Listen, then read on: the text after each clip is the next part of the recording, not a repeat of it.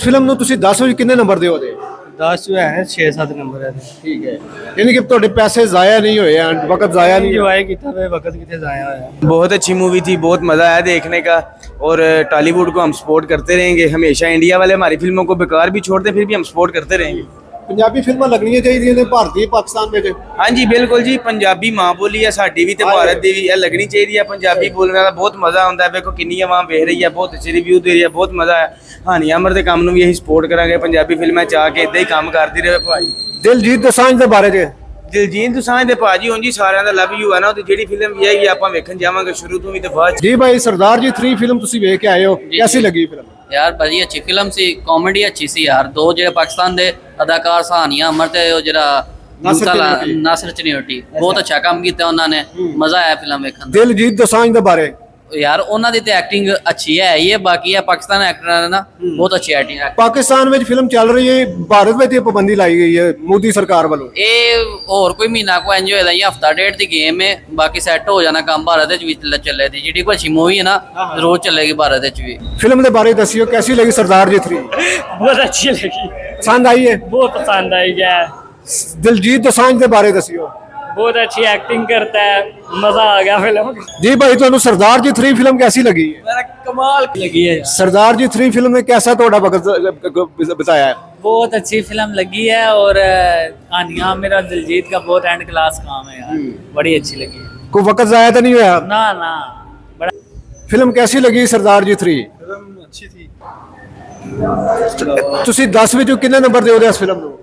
10 ਚੋਂ 10 ਹੀ ਦਿਆਂਦੇ ਹੈ। ਇਸ ਵੇਲੇ ਇਹਦੇ ਵੱਲ ਗੱਲ ਹੈ ਕਿ ਮਤਲਬ ਪਾਕਿਸਤਾਨ ਨੂੰ ਚਾਹੀਦਾ ਹੈ ਕਿ ਮਜ਼ੀਦ ਜਿਹੜੀ ਐਸੇ ਤਰ੍ਹਾਂ ਦੀ ਮੂਵੀਜ਼ ਜਿਹੜੀਆਂ ਬਣਾਉਣ ਹੈ ਤਾਂ ਕਿ ਇੰਡੀਅਨ ਦੀ ਬਜਾਏ ਪਾਕਿਸਤਾਨੀ ਮੂਵੀਜ਼ ਦੀ ਤਰਫ ਟ੍ਰੈਂਡ ਵਧਿਆ ਜਾਏ। ਸਹੀ, ਜਿੱਥੇ ਪਾਕਿਸਤਾਨੀ ਫਨਕਾਰ ਹੋ ਗਏ ਇੰਡੀਅਨ ਮੂਵੀਜ਼ ਤੇ ਡਿਪੈਂਡ ਹੋ ਗਿਆ ਕਿ ਜੀ ਪੰਜਾਬੀ ਵਿੱਚ ਪੰਜਾਬੀ ਮੂਵੀਜ਼ ਜਿਹੜੀ ਇੰਡੀਅਨ ਬਣਾ ਦਿੱਤੇ ਅਸੀਂ ਫਿਰ ਵੇਖਾਂਦੇ।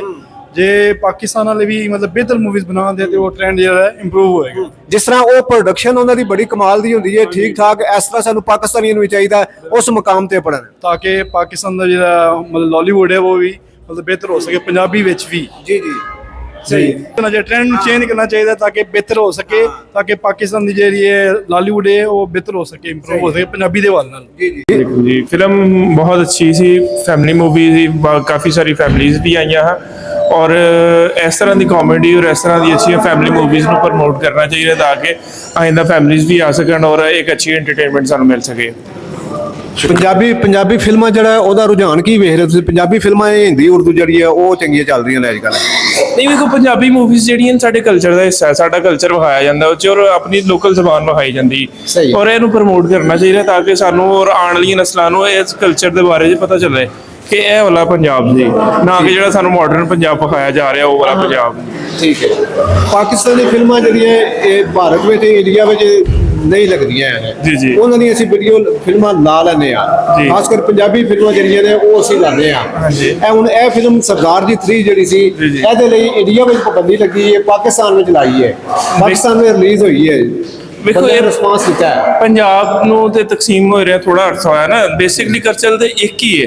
ਜਿਹੜੀ ਪੰਜਾਬੀ ਇੱਧਰ ਬੋਲੀ ਜਾਂਦੀ ਹੈ ਉਹੀ ਪੰਜਾਬੀ ਉਧਰ ਹੈ, ਜਿਹੜਾ ਕਲਚਰ ਇੱਧਰ ਹੈ ਉਹੀ ਕਲਚਰ ਉਧਰ ਹੈ। ਔਰ ਇਸ ਤਰ੍ਹਾਂ ਜਿਹੜੇ ਮਿਲ ਕੇ ਕਲਾਕਾਰ ਇੱਕ ਦੂਸਰੇ ਨਾਲ ਕੰਮ ਕਰ ਰਹੇ ਨੇ, ਇੱਧਰ ਵਾਲਾ ਕਲਚਰ ਇੱਧਰ ਵਾਲਾ ਮਾਹੌਲ ਉਹਨਾਂ ਨੂੰ ਮਿਲਦਾ ਹੈ, ਉਹਨਾਂ ਨੂੰ ਵੇਖਣ ਲਈ ਮਿਲਦਾ ਹੈ ਤੇ ਉਹਨਾਂ ਦਾ ਸਾਨੂੰ ਭਾਈਚਾਰਾ ਬਰਕਰਾਰ ਰਹਿੰਦਾ ਹੈ। ਭਾਈਚਾਰਾ ਬਰਕਰਾਰ ਰਹਿੰਦਾ। ਬਾਕੀ ਹੈ ਕਿ ਜਿਹੜਾ ਨਾ ਉਹਨਾਂ ਦੀ ਜਿਹੜੀ ਇੰਤਖਾਬ ਪਸੰਦ ਹਕੂਮਤ ਹੈ ਉਹ ਨਹੀਂ ਚਾਹੁੰਦੀ ਕਿ ਅਸੀਂ ਇਕੱਠੇ ਹੋਈਏ। ਸਾਡੇ ਦੋਵੇਂ ਪੰਜਾਬੀ ਲਹਿੰਦੇ ਵਾਲੇ ਤੇ ਚੜ੍ਹਦੇ ਵਾਲੇ ਇੱਕੋ ਨੇ, ਲੇਕਿਨ ਜਿਹੜਾ ਉਹਨਾਂ ਦੇ ਮਰਕਜ਼ ਦੀ ਹਕੂਮਤ ਹੈ ਉਹ ਮੁਖਾਲਫਤ ਕਰਦੀ ਹੈ।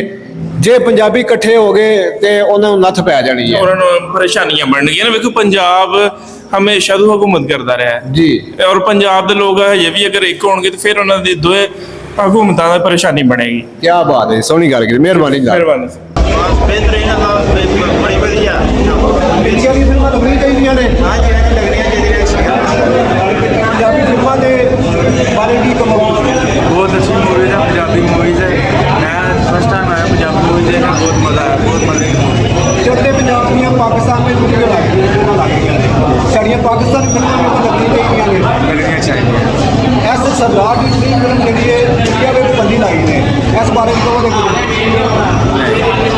फिल्म अच्छी पर सिनेमा नहीं सी अच्छा है।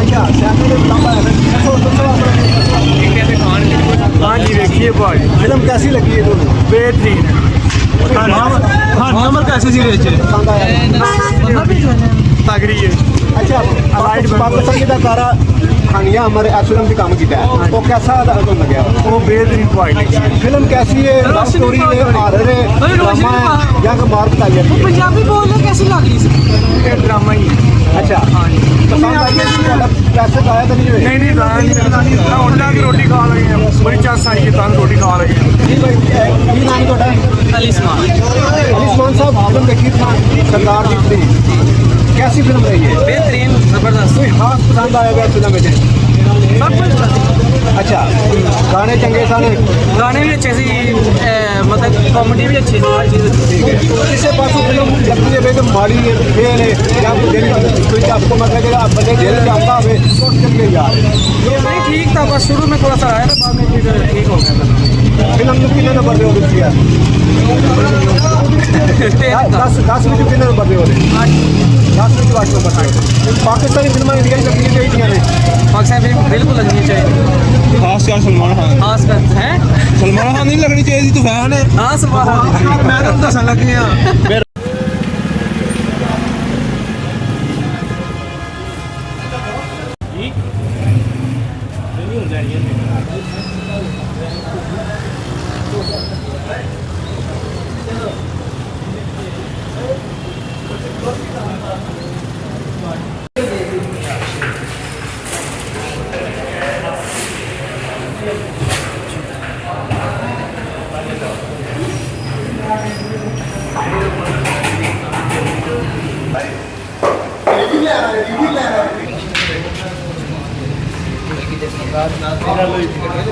भाई जिसकी टिकट उसको पड़ा